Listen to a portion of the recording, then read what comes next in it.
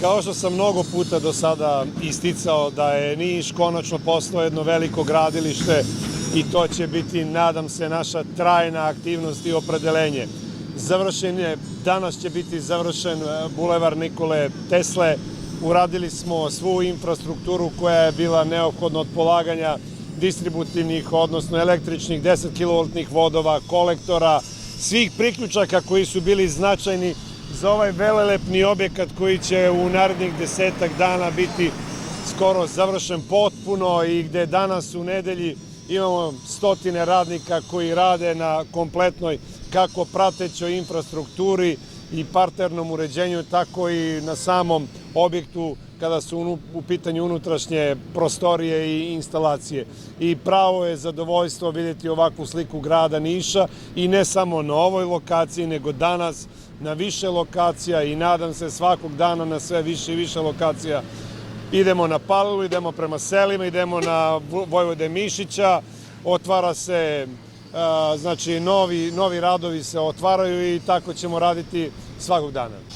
Čitav bulevar, tu su uređene i trotoarske površine jednim delom, tu su i drvoredi koji su bili neophodni, osvetljenje u 2 od 3 kružna toka, takođe spremamo se da i u 3. uđemo, tako da puno je aktivnosti, mislim, puno sve ovo košta, tako da mislim da ćemo na kraju dobiti jedan od najlepših ulaza u naš grad koji će na neki način doprineti lepšem izgledu celog ovog kompleksa, posebno ovog naučno-obrazovnog, ako tako mogu da kažem, gde nam je naučno-tehnološki centar, gde nam je nova zgrada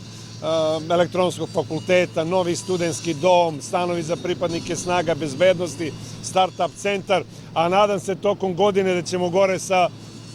kružnog toka iznad Eko pumpe uspeti da krenemo i u otvaranje novih radova, nastavak bulevara koji će ići prema Bjegoviću, gore ulici inženjera Birviša, desno bulevar Svetog Pantelemona, sve do crkve Svetog Pantelemona i ulice Kosovke devojke, tako da ćemo sa jednim takvim, rekao bih, saobraćajnim poduhvatom potpuno izmeniti kasnije sliku Jagodin Male, jednog od najstarijih mesta, rasteretiti saobraćaj koji je do tada išao tamo i učiniti da se i ovaj deo severa Podvinika počne razvijati i graditi novi stanovi, poslovni objekti na zadovoljstvo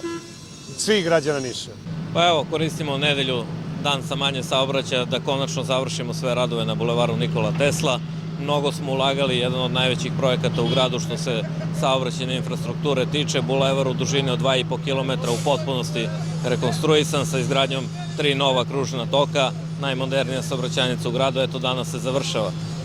U savršeno vreme kada se završava i sam naučno-tehnološki park i završetkom ulice Aleksandra Medvedeva, čitav ovaj kompleks će dobiti potpuno novi savremeni izgled i vrlo smo zadovoljni zbog toga.